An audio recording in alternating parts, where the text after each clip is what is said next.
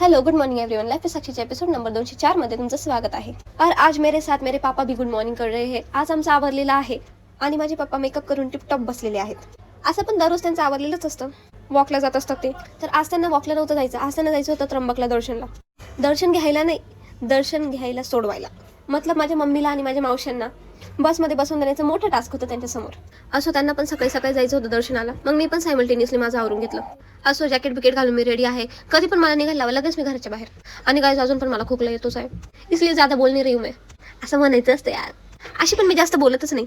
असो guys joke सपाट, साक्षीची बकबक तर ऐकावीच लागणार, ऑप्शनच नाही दुसरं काही। कंटिन्यू बग बग बग बग चालूच।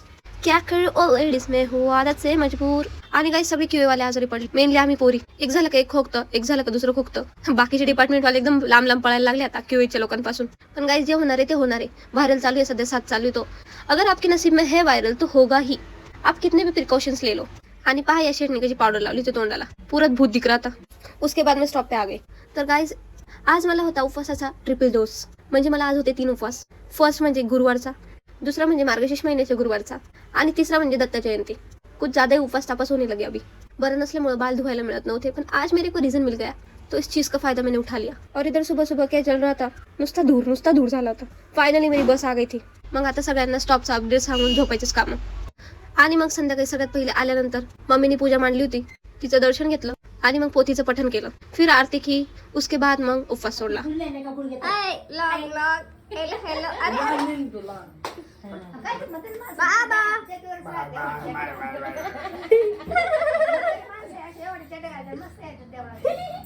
कसा आजी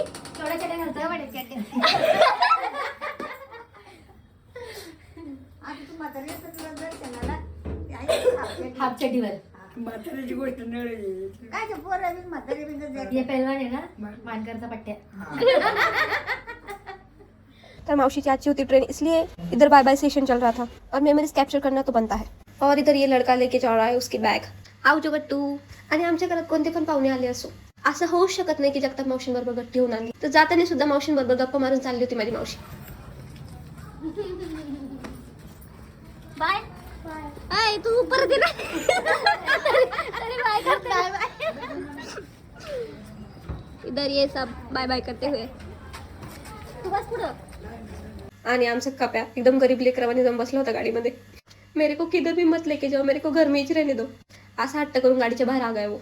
आणि आमचे मम्मी पप्पा दोघं पण चालले होते मावशीला सोडवायला आणि मावशीच्या मुलाला सोडवायला स्टेशन तक, मग तिथून रेल्वे। तो चलो गाईज बाय बाय।